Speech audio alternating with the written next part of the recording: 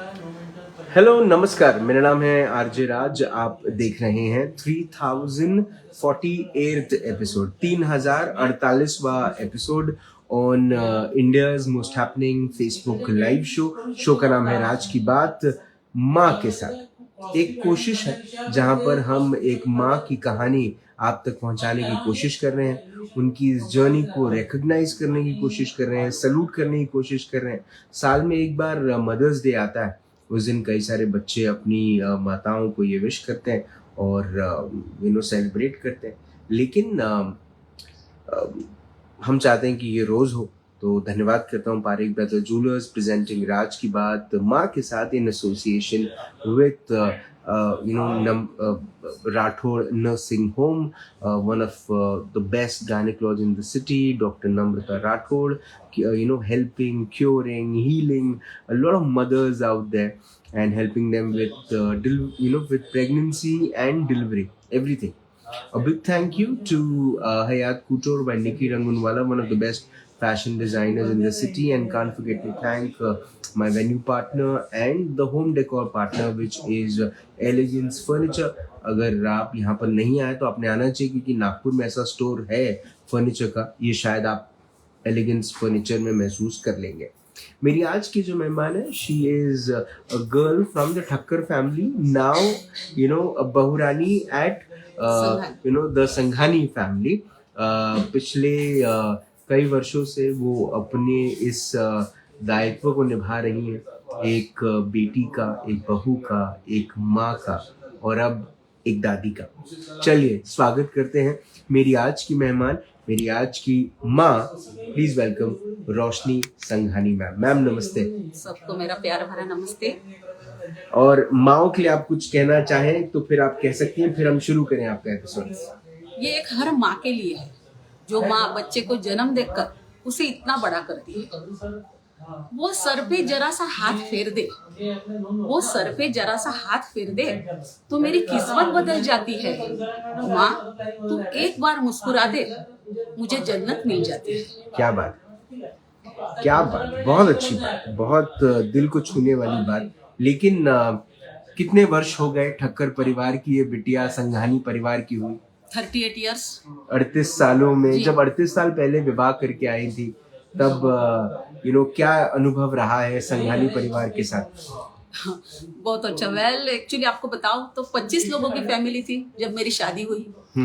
मुझे 7 सास थी और मैं इकलौती बहू थी। 4 साल बाद मेरी देवरानी आई जी। उन 4 सालों में जैसे मैंने कोशिश की कि सबका दिल जीत सकूं, और सभी सासू लोग भी मुझसे बहुत खुश थे। ये मेरे लिए बहुत गर्व की बात है। सबसे ये जो पहली खबर आपने दी संघानी परिवार को कि आप कंसीव कर रही हैं जी, वो तारीख याद है आपको? लेकिन या वो लम्हा याद है कि किस तरह से शेयर किया था आपने? सबसे पहले विशेष की पापा को बताया था या नहीं? सबसे पहले ने विशेष की दादी को बताया था। विशेष की दादी मेरे बहुत करीब थी, जैसे मेरी माँ सबसे पहले। और वो पता है उन्हें पैरालिसिस था, तो वो ऐसे चल नहीं सकती थी, पर वो ये खबर सुन के नाचने लगी थी। वो लम्हा मुझे अभी भी याद है, क्योंकि दादी बनने की खुशी दुनिया की सबसे बड़ी खुशी होती है। और वो मैंने महसूस की जब मुझे मेरी बहू ने ये खबर सबसे पहले दी जी। तो कैसी रही वो प्रेगनेंसी, जो विशेष आराम कर रहे थे आपके अंदर? बहुत अच्छी रही।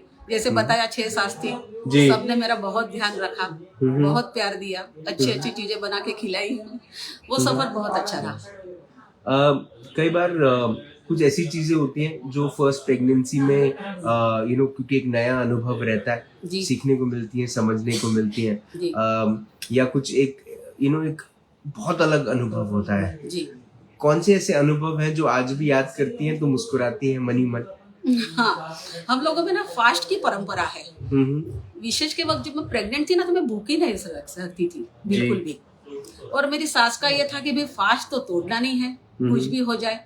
रात को 10 बजे तक फास्ट किया, फिर भी बहुत जोर जोर से रोने लगी। फिर उन्होंने मुझे जबरदस्ती खाना खिला कि तोड़ दे फास्ट। जी। वो बात अब याद आती है तो बहुत हंसी आती है। ओके। जब जब विशेष पहली बार आपकी गोद में आए, क्या अनुभव था?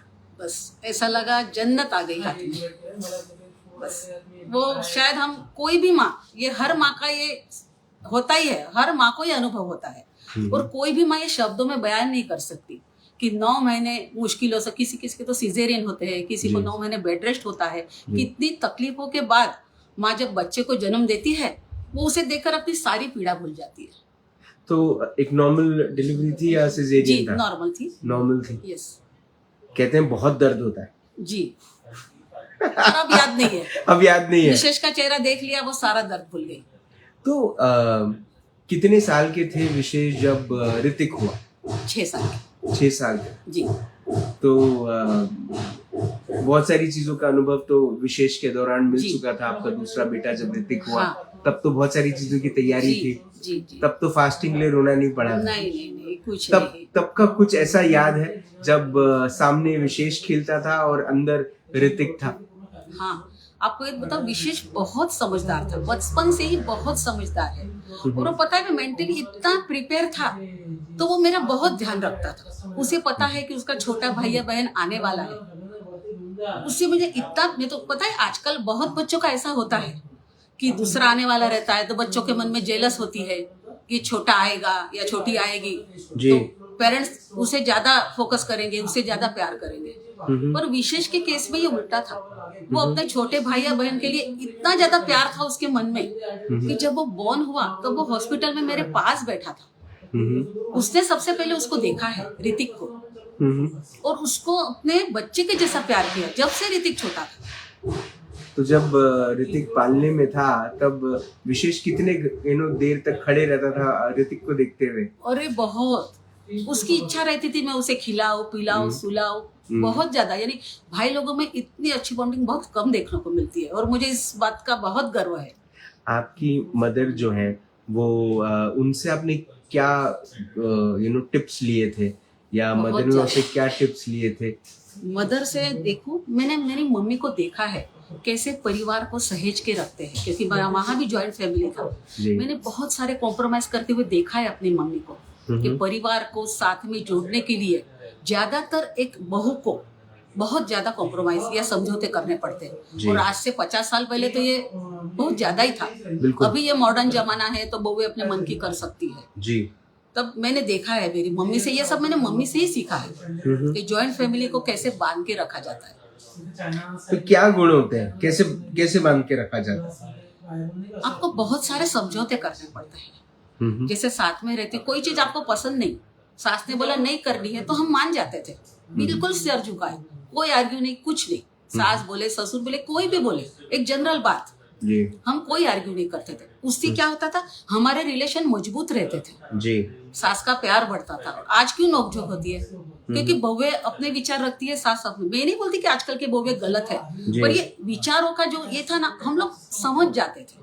हमारी पीढ़ी समझदार थी, सहनशील थी, और सबसे बड़ी बात पता है क्या थी कि हम लोग इंडिपेंडेंट नहीं थे। आज की जनरेशन जो इंडिपेंडेंट हो गई है उसमें उनके विचार अलग होने स्वाभाविक है और उसमें उनका कोई दोष भी नहीं है। तो जब दोष नहीं है तो फिर प्रॉब्लम कहाँ है? प्रॉब्लम ये है कि शायद नई पीढ़ी को हम समझ नहीं पा रहे या फिर नई पीढ़ी हमें नहीं समझ पा रही। कुछ तो है।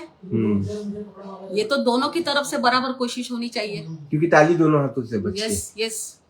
अगर वर्किंग बहू है तो आप ये सोचते हो कि आके चाय बना के देगी, तो वो आपने नहीं सोचना चाहिए। आपका बेटा काम करके थका हारा लौटता है तो आप उससे उम्मीद करते हो कि वो पानी का ग्लास भर के लाए या खाना बनाए, तो फिर बहू से क्यों उम्मीद? देखो आज की, और ये सबके बस की बात नहीं है कि आप कुक रखो, नौकरानी रखो, पर आज की लड़की का एक सबसे बड़ा प्रॉब्लम क्या है पता है? कि उसे दोनों मोर्चों पे जंग लड़नी पड़ती है। अगर वो वर्किंग है तो उसे बाहर भी लड़ना है, उसे घर के अंदर भी लड़ना है। सभी की हैसियत तो नहीं होती कुक रखने की। वो थकी हारी आएंगी, सबसे पहले किचन में घुसेगी, बच्चे को देखेगी, खाना पकाएगी। ये आज की लड़की की सबसे बड़ी ट्रेजेडी है। हमारे लिए क्या था, हम सिर्फ खाना बनाते थे, हम पर और कोई जिम्मेदारी नहीं थी।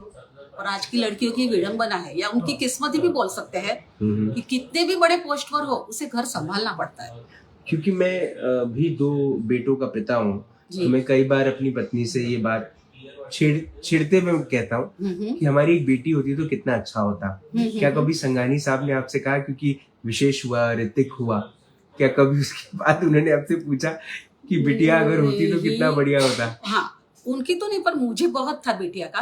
पर मेरे देवर की बेटी इतनी प्यारी है कि उसने वो कमी पूरी कर दी, और हमारा जॉइंट फैमिली है इसलिए वो कभी कभी मुझे महसूस ही नहीं हुई।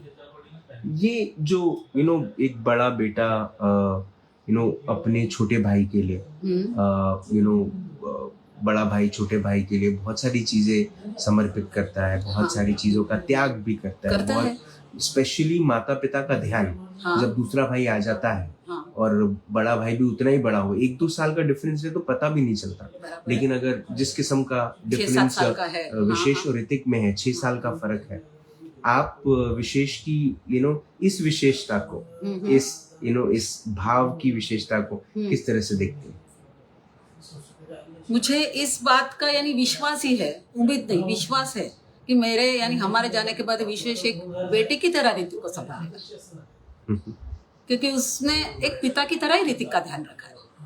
क्योंकि हम लोग भंडारा में रहते हैं, बच्चे तीनों नागपुर रहते हैं, मेरा बड़ा बेटा बहू और छोटा बेटा ऋतिक, तो वो दोनों उसे बिल्कुल अपने बेटे की तरह ही प्यार करते हैं।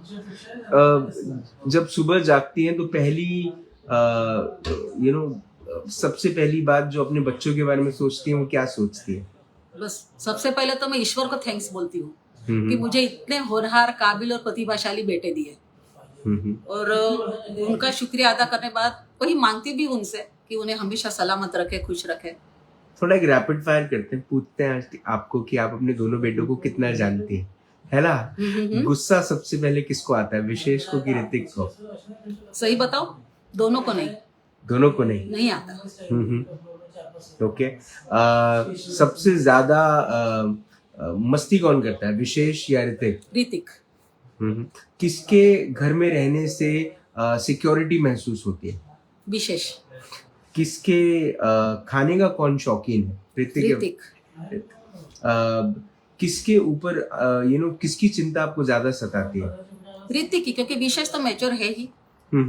ओके। जब विशेष के जीवन में विशेष की पत्नी आई, विशेष का विवाह हुआ, एक माँ अपने बेटे को एक और दूसरी महिला का को सौंपती है, एक तरीके से उसका हाथ नहीं सिर्फ जीवन सौंपती है। तो क्या क्या चीजें चल रही थी मन में जब विशेष अपने साथ फेरे ले रहा था? हाँ, मुझे ऐसा लग रहा था कि बस वो विशेष को समझे, संभालने से भी ज्यादा उसको समझे, उसके जो विचार है उसे समझे और उसे हर कदम पर साथ दे। किस किस्म के विचार हैं विशेष के जो समझना जरूरी है? ऐसे खास नहीं, पर उसके जो भी विचार है उसे आगे बढ़ना है, उसका सबसे ज्यादा फोकस काम पे रहता है। तो पता है कि उसकी वाइफ को थोड़ा ये होगा कि हमेशा काम मुझे वक्त दे देता है, तो बस उसे समझने वाली कि उसने बहुत सारे गोल है विशेष के मन में, जो उसे पूरे करने के लिए उसे पूरा फोकस देना ही है। कौन सी ऐसी बात है, कई बार बड़े भी छोटे से सीखते हैं, बिल्कुल, है ना? तो आपको क्या लगता है विशेष ने ऋतिक से क्या सीखना चाहिए? हाँ, ऋतिक में भी बहुत सारे ऐसे गुण है जो विशेष को सीखने चाहिए। ऋतिक भी बहुत समझदार है, कुछ बातें उसकी ऐसी होती है वो हम सबको समझा देता है, बहुत समझदारी की बातें करता है। कभी कभी जैसे नॉर्मल बात बताऊं, अभी उसकी शादी है जी, हम सबकी इच्छा है कि इसका विवाह बड़े ग्रैंड, जैसे हर माता पिता की इच्छा थी, बड़े ग्रैंड तरीके से, धूमधाम से, खर्चे बारात से जी। वो हमें समझाता है कि आज के जमाना में 50-60 लाख खर्च करने से अच्छा है मामा कि हम अपनी फैक्ट्री में लगाए, तो मैं कितना आगे बढ़ जाऊंगा। बात उसकी देखो तो सही है कि वो खर्च करना नहीं चाहता, तो ये 2 दिन का तमाशा है जी, है ना? 2 दिन में इतने सारे पैसे खर्च करने से अच्छा है कि हम उसको अच्छी जगह इन्वेस्ट करें जी। ये उसने बहुत समझदारी की बात की और मेरे दिल को छू भी गई। पर अब वही है कि हर माँ बाप की इच्छा होती है कि बच्चे की शादी बड़े धूमधाम से करे, तो वो हम कर रहे हैं। ऐसा है। कौन सी ऐसी बात है जो आपके हिसाब से ऋतिक ने हमेशा विशेष की समझनी चाहिए? हाँ, विशेष क्या सोचता है वो बहुत गंभीर है। कुछ बातें ऐसी है कि वो बताता नहीं, पर उसे ऐसा लगता है कि ऋतिक ने समझ लेनी चाहिए, तो मैं चाहती हूँ वो समझेगा, और समझता भी है ऋतिक। ठीक। खाने पीने को लेकर किसकी चिंता ज्यादा होती है? ऋतिक की। विशेष तो बहुत सादा है, हम्म, कुछ भी खा लेता है। ऋतिक थोड़ा चटपटा है, उसे थोड़ा चटपटा ऐसा चाहिए, अच्छी चीज। आपके इस मदरहुड की जर्नी को संघानी साहब कैसे देखते हैं? कभी चर्चा होती है? एक्चुअली हाँ, एक्चुअली क्या होता है कि वो भी बहुत ही बिजी, उनका शेड्यूल बहुत बिजी था। हम लोग जब मैं बरठी में रहते थे, मैंने आपको बताया 25 जी। लोगों के साथ, जी। वो अप डाउन करते थे डेली। तो वो सुबह 10 बजे चले जाते थे, रात को 12 बजे आते थे। इस बीच बस फोन पर बात होती थी। खाना इतने सालों में हमने, जब हम भंडारा शिफ्ट हुए तब साथ में खाया। 15 साल हम लोग बरठी में रहे, तब हम कभी साथ में खाना नहीं खाया। पर वो मुझे हर हफ्ते घुमाने ले जाते थे। नागपुर आते थे, हम लोग होटलिंग करते थे, मूवीज देखते थे। वो टाइम हमारा अच्छे से स्पेंड होता था, वो टाइम वो मुझे अच्छे से देते थे। ओके। आपके हस्बैंड की, संगानी साहब की कौन सी क्वालिटीज, कुछ क्वालिटीज ऋतिक में है, कुछ क्वालिटीज विशेष में? ऋतिक में सबसे ज्यादा है, विशेष में मेरी क्वालिटी है।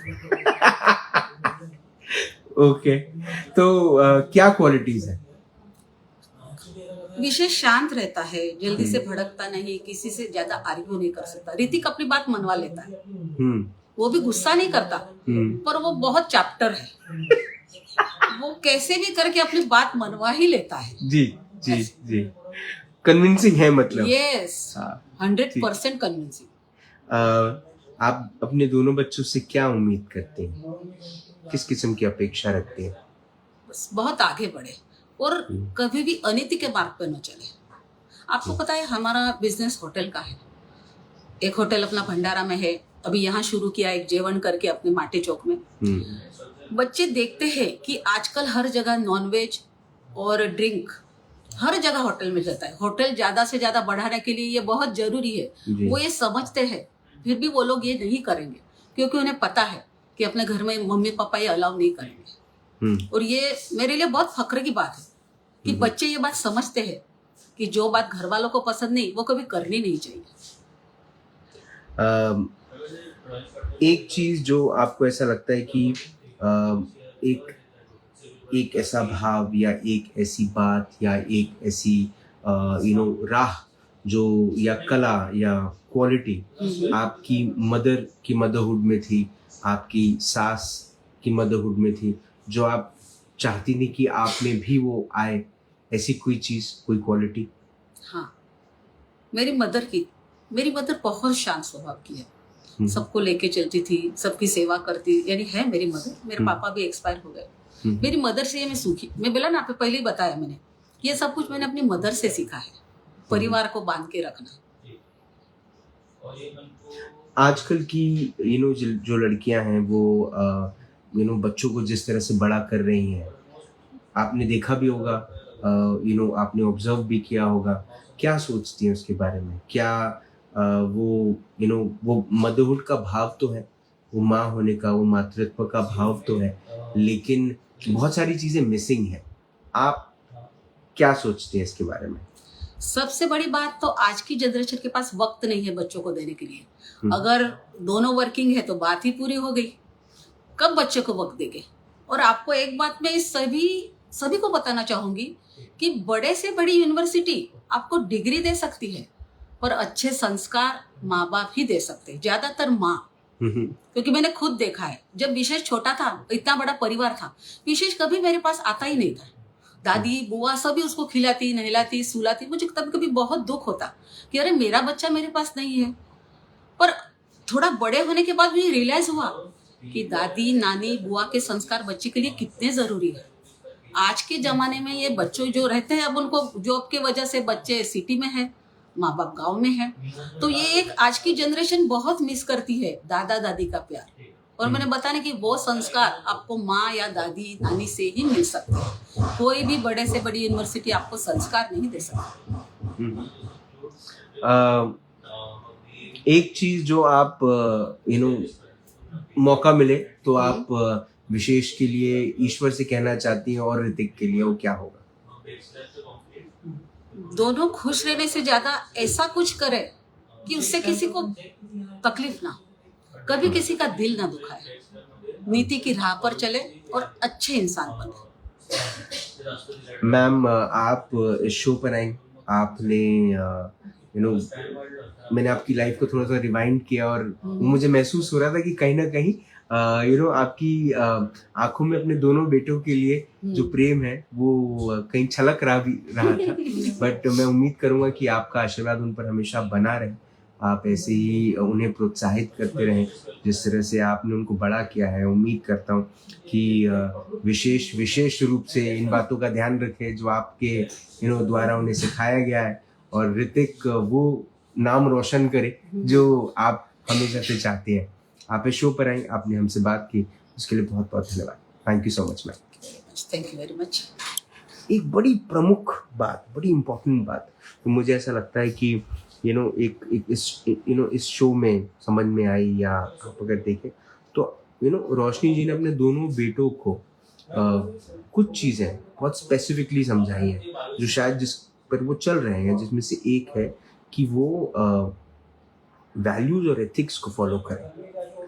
दुर्भाग्य की बात यह है कि बहुत सारे लोग कई बार अपने एथिक्स और अपने वैल्यूज पे कॉम्प्रोमाइज कर लेते हैं जस्ट फॉर द सेक कि हम कुछ ऐसा करें जिससे थोड़ी सी और आमदनी हो जाए। लेकिन अगर एक माँ अपने बच्चों से इस किस्म की अपेक्षा करती है तो मुझे ऐसा लगता है कि बच्चे भी उसे उसी तरीके से फॉलो करते हैं। उम्मीद करता हूँ कि नई मदर्स ये बात सीखें और अपने बच्चों के अपब्रिंगिंग में उसे इनकलकेट करने की कोशिश करें। फिर एक माँ के साथ होगी मुलाकात उन रात की बात, तब तक आप जिंदा रहें। जय हिंद।